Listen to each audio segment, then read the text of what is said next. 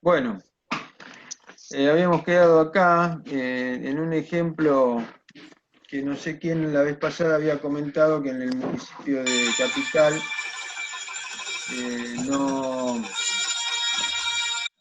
no permitían la construcción de este sistema con paneles, sino que había que completar en el caso.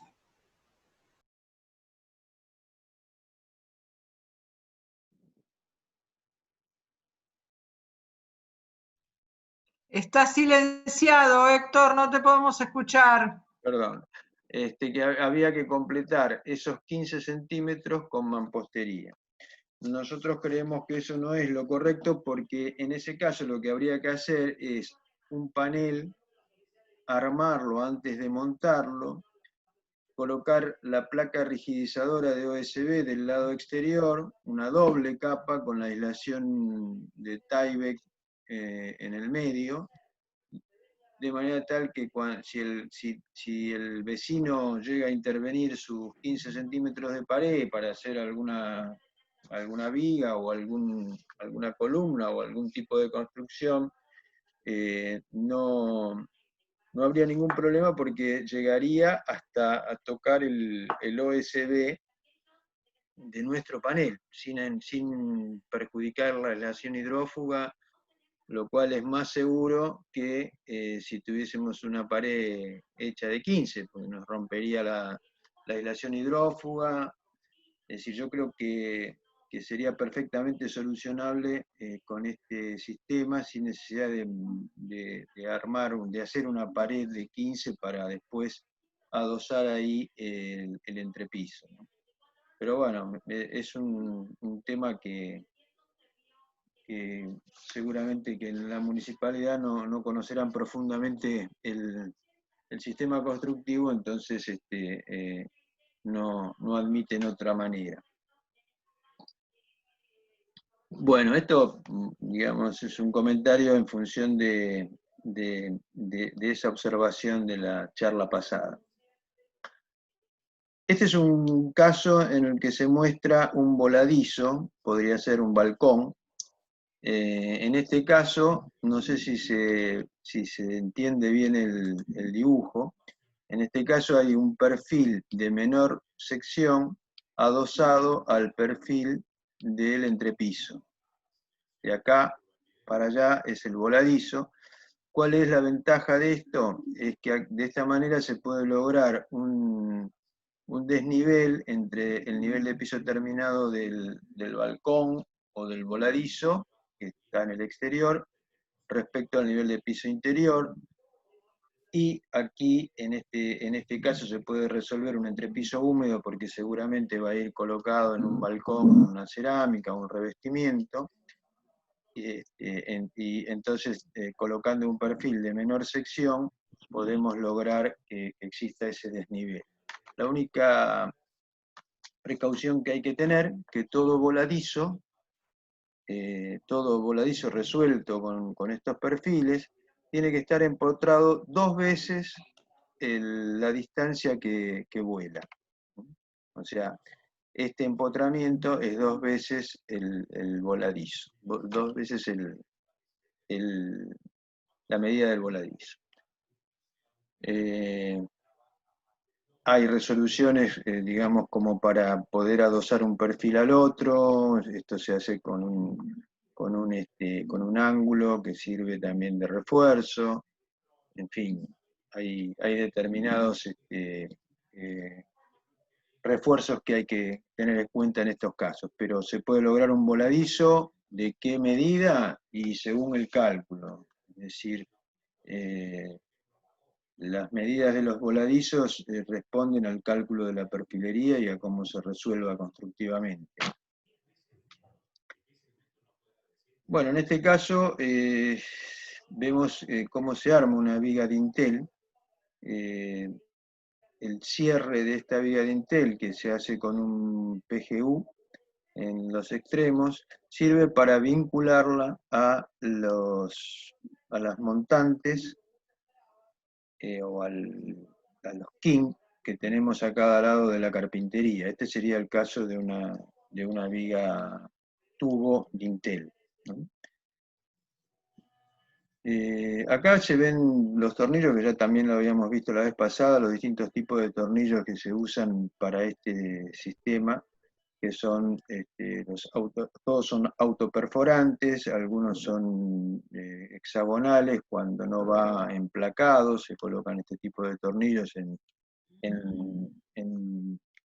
el ensamble de los perfiles con las vigas tubo, todo lugar donde no va colocada la placa, porque si no, el espesor que tiene la cabeza del tornillo asomaría en la placa. En el resto de los casos se utilizan también tornillos autoperforantes, T1, T2 o T2 mecha más largos, en el caso de que se requiera en cada caso, ¿no es cierto?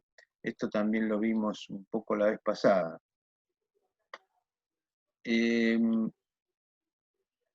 al tema de las cabreadas, acá se ve una cabreada armada con perfiles PGC, en este caso es una cabreada de una sola agua.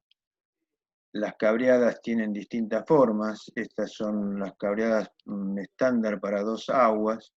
La particularidad de estas cabreadas es que admiten una luz hasta 10 metros, armadas con una perfilería liviana, con PGC de 100 y de 0.9 de espesor. Con lo cual, digamos, reduce mucho el peso de la cubierta, porque es muy distinto el peso de una cabreada al peso que tiene un perfil PGC para una luz de 8 o 7 metros. Normalmente se resuelven con cabreadas por ese motivo, por una cuestión de que abarcan mayores luces con menores espesores de perfil, con lo cual se abarata mucho la resolución. Bueno, esto es más o menos un poco lo que vimos a grandes rasgos la vez pasada. No sé si hasta acá hay alguna pregunta en particular por algún detalle constructivo, porque como hubo interrupciones y problemas técnicos, no sé si fui hasta acá lo suficientemente claro. Porque yo tengo una pregunta, no sé si me escuchás. Sí, sí. ¿Qué tal? ¿Cómo andás? Tengo una consulta. ¿Cuál es la luz máxima que soporta el sistema? Bueno, eso es por cálculo. En general hay luces hasta 10 metros que se pueden salvar. Lo que pasa es que también depende de todo el análisis de carga que se haga, porque esto requiere un dimensionamiento, ¿no?, de toda la perfilería. Entonces, hay casos, por ejemplo, que cuando son luces grandes, en lugar de usar perfiles PGC, se usan vigas de reticulado. Las vigas de reticulado absorben luces más grandes que una viga tubo, por ejemplo. O sea, todo depende del cálculo y del análisis de carga. Pero, por ejemplo, para el caso de cubiertas, este tipo de cabreadas a 2 aguas, hasta 10 metros, se resuelven con perfiles, teniendo en cuenta el análisis de carga previo, de la acción del viento, del peso propio y el peso de la cubierta, se resuelven hasta 10 metros con perfiles PGC de 0,9, que es el menor espesor de los perfiles. En el caso de los entrepisos, vale lo mismo. Cuando son luces importantes, se resuelven normalmente con vigas de reticulado. Todo depende del proyecto, porque a veces hay limitaciones en cuanto al espesor que tiene que tener el entrepiso, por cuestiones de proyecto, entonces hay que ver las distintas resoluciones. Pero en general se abarcan luces mucho mayores que en la construcción tradicional, o sea, que con hormigón, resolviéndolo constructivamente con las distintas opciones que este sistema permite, ¿no? Bueno, no sé si hay alguna otra pregunta de la parte constructiva, de lo que hasta ahora vimos, si hay alguna duda. si hay algo. Claudio, vos no sé si recibiste algún... No están escribiendo en el chat, así que... Yo tengo una pregunta, Héctor. En los ejemplos que habías dado de construcción del entrepiso sobre la medianera, Sí. cuando vos dijiste que, por ejemplo, en el caso del centro o de Capital, que necesitabas hacer el tabique portante, ¿no? Digamos, la otra vez explicaste que el tabique portante, bueno, sí, soporta con la viga dintel, en los casos que tuviera abertura o con el refuerzo, el peso propio de un techo, un parabólico o un galpón.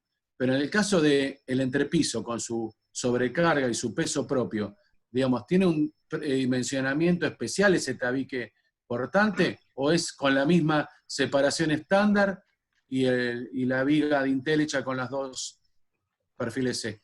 No, Generalmente ahora... con las cargas, a ver, ¿lo decís vos, Héctor? Sí, ahora Como lo quieras. vamos a ver un poco, yo quería entrar un poco más en la documentación y en el predimensionado de esto, porque en general los tabiques, los paneles, el cálculo siempre da con PGC, que se resuelven con PGC de 0.9 o a lo sumo con PGC de 100 de 1.25, que es la medida que le sigue en espesor al de 0.9. Si resultara una perfilería de mayor sección, ya el sistema sería un poco antieconómico, ¿no? Por eso este sistema es apto hasta 2 o 3 pisos, no más que eso, porque entonces ya tendríamos que hablar de paneles con dimensiones de perfiles más importantes y eso, digamos que ya sería antieconómico. Lo que vos preguntabas, digamos, ahí hay como mezclado varias cosas. ¿Los paneles son portantes o no portantes? En lo que yo me refería en el caso de las medianeras es porque aparentemente en Capital la municipalidad no permite, en el caso de tener una pared de 15 que le pertenece al vecino, resolver esos 15 nuestros con paneles construidos con este sistema constructivo, sino que piden que se haga la pared de 15 con ladrillo. Independientemente de que ese panel reciba o no carga, porque puede ser que ese panel que nosotros estamos construyendo o esa medianera de 15 no reciba una carga, que esté armado el entrepiso en otra dirección. Entonces, claro, que esté armado paralelo a la medianera, con lo cual no recibiría carga ese panel.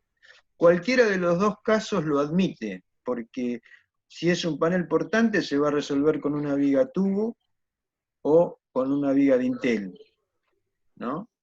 En el caso de que no sea portante no es necesario eso, pero en cualquiera de los dos casos admite la posibilidad de poder construir esos 15 nuestros de medianera con este sistema constructivo. No hay una explicación que para mí sea válida del por qué no aceptan que se resuelvan esos 15 con un panel. Siempre y cuando uno tome esa precaución, ¿no es cierto? Antes de montarlo, ponerle la placa rigidizadora del lado exterior con la aislación, que es el tieback, y para que esa aislación no se deteriore si interviene el vecino en su medianera, ponerle otra placa, como si fuese un sándwich de dos placas de OSB, que son las rigidizadoras, y en el medio el tieback, que es la aislación hidrófuga. En ese sentido, entonces, si el vecino perfora de su pared de 15, va a llegar hasta la placa de OSB y no va a perforar la aislación hidrófuga del panel nuevo. No sé si queda... ¿Puedo meterme un cachito? Sí, te escucho. No es que, te voy a dar la parte legal, no es que se le ocurre o no conoce el sistema. El tema pasa porque está en el Código Civil y la medianera tiene que ser de 30 maciza. Es eso. A nivel municipal pasa en todos los municipios. Sí. Bueno, aunque nadie lo cumple. No, claro. Yo te digo constructivamente cómo lo resolvería sin necesidad, digamos que no hay un riesgo, al contrario, yo creo que está más protegido el panel resuelto de esta manera que levantando la pared de 15, porque al levantar la pared de 15, si interviene el vecino, nos deja la pared en el aire hasta que hace la aislación hidrófuga, ¿no? Pero bueno, eso fue un caso que se dio, como lo comentaron, por eso hago hincapié. La otra forma, bueno, es hacer la pared de 15 de mampostería y resolverlo como está en este caso, el apoyo del entrepiso, si es que apoya el entrepiso sobre la medianera. Porque eso depende del proyecto estructural que se haga, ¿no? O sea, en los entrepisos siempre se proyectan de acuerdo a las luces, de acuerdo a donde uno pueda tener la menor luz, colocando una viga tubo, resuelta también con esta perfilería. Se admite distintos tipos de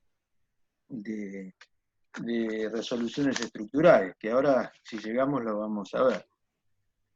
Bueno, no sé si alguien más tiene, con respecto a la parte constructiva, alguna consulta o alguna pregunta.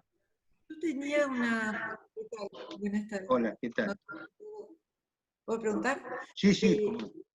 Era con respecto al cálculo y al dimensionamiento, o sea, ¿quién realiza, digamos, ese asesoramiento o ese cálculo en sí? Ahora lo vamos a ver, es el paso siguiente. Bueno, la vez pasada nos detuvimos un poco en este punto. Esto es un esquema de lo que nosotros consideramos que debe hacerse como documentación en este tipo de construcción. Esa documentación, obviamente, en una obra interviene el profesional, el comitente y el contratista o constructor. El profesional, que somos nosotros, ¿no? Que nuestra función es hacer el anteproyecto, el proyecto y la documentación de la obra. Si nosotros adoptamos como sistema constructivo la documentación de obra requiere, digamos, una serie de elementos que van a servir tanto para el constructor como para el director de la obra, para poder optimizar verdaderamente el tiempo de obra y el costo de esa obra, trabajando con este sistema. Esa documentación se basa en todo primero en el diseño estructural, lo que hablábamos antes con respecto a los entrepisos y a las cubiertas, diseñarlo, y hacer un estudio, un análisis de carga, un estudio de la rigidez, los planos de montaje y de taller que se hacen en este caso para cada panel, para cada componente de este sistema constructivo, que ahora vamos a ver un ejemplo, y con todo ese bagaje de cosas, el contratista o el constructor va a tener los elementos necesarios como para adquirir el material con un cómputo de la perfilería para que sea utilizado sin desperdicio, y va a tener la documentación como para poder agilizar los tiempos de obra. Esto nosotros lo hacemos mucho hincapié porque en este sistema, que lamentablemente hay muchos que lo desconocen o que creen conocer los constructores, porque a veces suele pasar que nuestro cliente nos dice: yo tengo fulanito de tal que hace Durlock y que puede trabajar en este sistema. Bueno, no es así. O sea, nosotros tenemos que buscar, en el caso que nos encarguen una obra con este sistema constructivo, un constructor que esté capacitado para este sistema, con las herramientas adecuadas, y nosotros capacitarnos para hacer la dirección de obra un poco en el sistema. A veces pasa de que nos toca una obra para ser ejecutada con este sistema, y nosotros decimos: ¿y qué hacemos acá? ¿Cómo lo resolvemos? Bueno, tanto nosotros como colegas nuestros se dedican exclusivamente a todo el diseño de la estructura y al cálculo y a entregar al profesional y al contratista todos los elementos necesarios para llevar a cabo la obra. O sea, ustedes pueden entregar el proyecto y nosotros, tanto nosotros como otros colegas, se dedican exclusivamente a hacer todos los planos de taller, el cálculo, el cómputo de todos los materiales, que ustedes van a ver ahora un ejemplo de lo que nosotros hacemos, y con eso se logra realmente optimizar la obra y aprovechar bien este sistema constructivo, porque a veces se ven cosas hechas con este sistema que verdaderamente no están bien resueltas, y eso en definitiva lo que hace es que se tiren por la borda todos los beneficios y las ventajas que esto tiene, ¿no? Tanto desde el punto de vista técnico como desde el punto de vista económico. Entonces, bueno, nosotros lo que hacemos es, en nuestro caso, esto es una planta donde están mencionados y distribuidos. Esta es una planta sobre un proyecto que a nosotros nos dan para resolverlo con este sistema constructivo. Este es un esquema de una planta donde se enumeran cada uno de los paneles, se colocan alineados y se señala cómo va a ser la superposición en un ángulo, en un extremo, por ejemplo, cómo se va a superponer, si este panel se va a superponer con este o viceversa, como en este caso, por ejemplo, hay una columna, entonces el panel no va a llegar hasta unirse con el otro, sino que va a dejar el espacio de columna, porque esto después aparece en los planos de taller, cada uno de estos paneles dibujados, con el número y con la cantidad de perfiles y la dimensión que cada uno lleva. Y ahora lo vamos a ver, ¿no? Esto es una de las cosas que forma parte de la documentación. Este, por ejemplo, es un entrepiso, son los entrepisos. Acá vemos cómo se pueden, proyectar los entrepisos de distintas maneras. Este está en esta dirección, estos son los perfiles que forman parte del entrepiso. Esto es visto en planta, ¿no? Acá se dibujan el sentido, cómo van colocados los perfiles. Ahora lo vamos a mostrar esto se entrega todo dibujado en CAD. Acá se pasaron algunos ejemplos a PDF para visualizarlos. Y cada uno de estos entrepisos se detalla qué perfiles lleva, qué tipo de perfil, la dimensión. No se ve bien acá, pero ahora lo vamos a ver bien en un AutoCAD. Este es el caso de los entrepisos, ¿no? O sea, con esta documentación el operario sabe qué cantidad de perfiles y qué medida de esos perfiles va a llevar cada uno de estos entrepisos, que están, digamos, denominados con letras distintas porque llevan distintos tipos de perfiles, porque de acuerdo a la luz que cada uno de esos entrepisos tenga, va a dar una dimensión distinta de perfil. En algunos casos se opta por usar la misma sección de perfilería para todos, pero a veces puede haber diferencias, puede haber entrepisos que se resuelven con menores dimensiones de perfiles, y bueno, eso es un costo, ¿no? Esto mismo, acá vemos por ejemplo un panel, ¿no? Esto es uno de los paneles, el panel de planta baja número 13, que estaba en la planta, nosotros lo habíamos ya ubicado, es este, donde se pone la denominación es del lado de donde se ve el panel. Ese panel número 13 es este. Ahí están dibujados cada uno de los perfiles, denominados en dónde van, también en qué sentido se colocan. Acá se ven, por ejemplo, en este caso es un panel portante, acá se ve la viga de Intel, acá se ven los King, que están formados por los jack, que son la cantidad de perfiles, como dijimos, que se sacan bueno, nos estamos quedando otra vez sin tiempo. La cantidad de perfiles que se sacan para lograr la abertura, y eso tiene que ir compensado en cada uno de los extremos. se ven los strapping, que son los refuerzos que llevan también. Bueno, todo eso está detallado en la planilla que lleva, junto con el dibujo del panel, el operario, ¿no?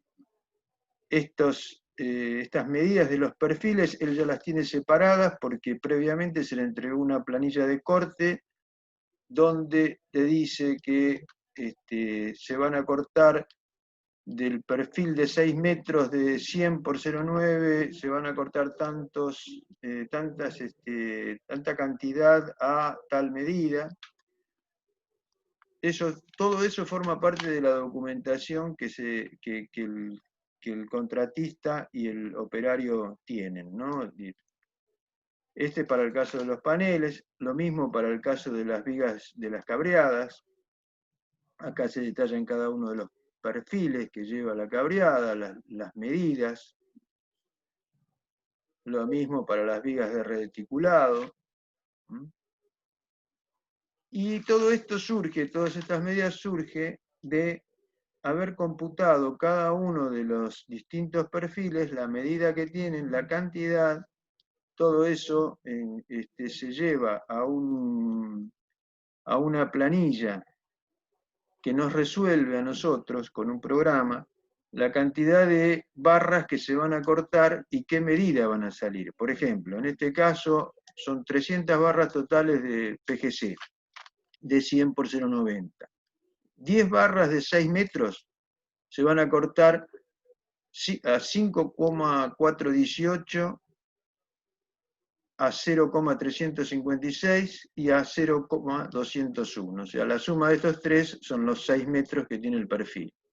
Estas son medidas que surgen de la planilla anterior y del cómputo de cada componente de la estructura, o sea, de las vigas de reticulado, de los paneles, todo está detallado en estas planillas. Todos estos son elementos que al tenerlos tanto el director de la obra como el contratista hacen a la economía del sistema, porque van a tener un cómputo detallado, que es el que nosotros entregamos también y que acá se ve, de todos los perfiles, tanto sea los PGC, los PGU que forman el sistema, ya sea para las cabreadas, para los entrepisos y para los paneles, como así también entregamos el cómputo de todo, ¿no? De toda la perfilería liviana, en el caso de que se haga en sistema de perfiles livianos interiores, con las placas de rigidización, las aislaciones, es decir, todo esto está en el cómputo que nosotros entregamos. Los tornillos, la cantidad de placas de yeso, las aislaciones, los diafragmas de rigidización. A todo esto se llega después de la documentación que vimos en el caso anterior. Esto es todo lo que forma parte de la documentación y lo que nosotros hacemos y le entregamos al profesional, ¿no? Que después, bueno, él lo distribuye en el contratista o en el constructor y el hombre sabe que va a tener una persona, un operario, cortando los perfiles a tal medida, los va a separar según la medida, y el operario que tiene el plano del panel, por ejemplo, ¿no? O de este caso de la viga reticulado, va a tener ya todos estos perfiles cortados y separados de manera tal que lo único que tiene que hacer es seleccionarlos de acuerdo a la planilla que tiene y armar esta estructura. O sea, esta es la manera de no improvisar en la obra, porque de otro modo habría que ir improvisando qué perfil se corta, seguramente se va a cortar con un desperdicio, porque los perfiles normalmente se distribuyen en 6 metros, salvo que uno pida una medida mayor, hasta 12 metros la puede pedir, pero todo esto hace que haya un desperdicio mínimo, y que ese desperdicio después se usa también para resolver los refuerzos, ¿no? del sistema. Nosotros, por ejemplo,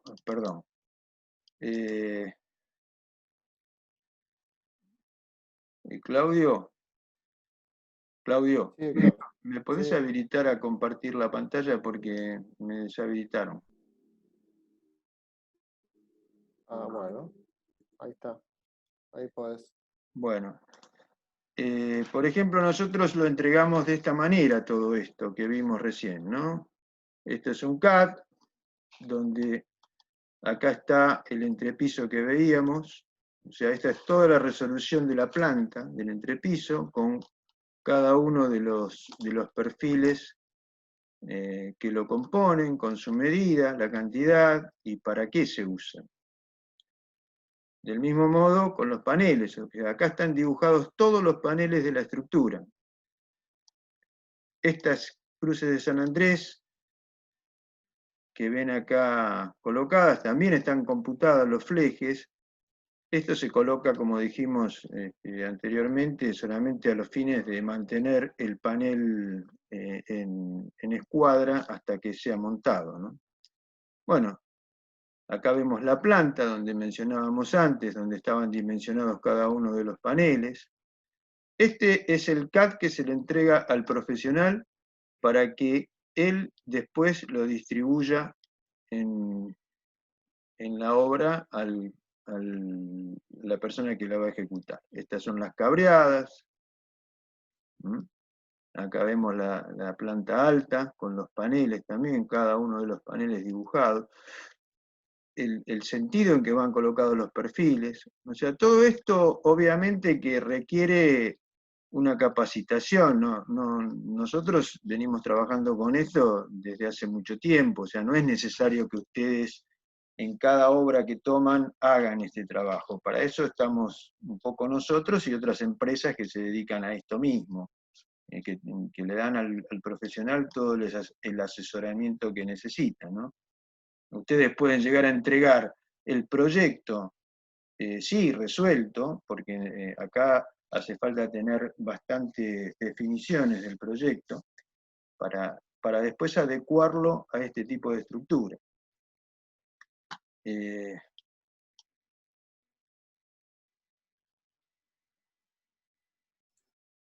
Héctor, ¿hay algún costo estimado estándar por metro cuadrado de obra en el cálculo? Sí, la vez Como calcular? pasada, en el cálculo, sí, el cálculo, Sí. digamos, toda esta documentación, la ingeniería, el cálculo del predimensionamiento y el cómputo, se cobra por metro cuadrado. Nosotros, digamos, hasta ahora venimos cobrando 350 pesos más IVA el metro cuadrado. Metro cuadrado de construcción, ¿no? Se cobra por todo ese trabajo.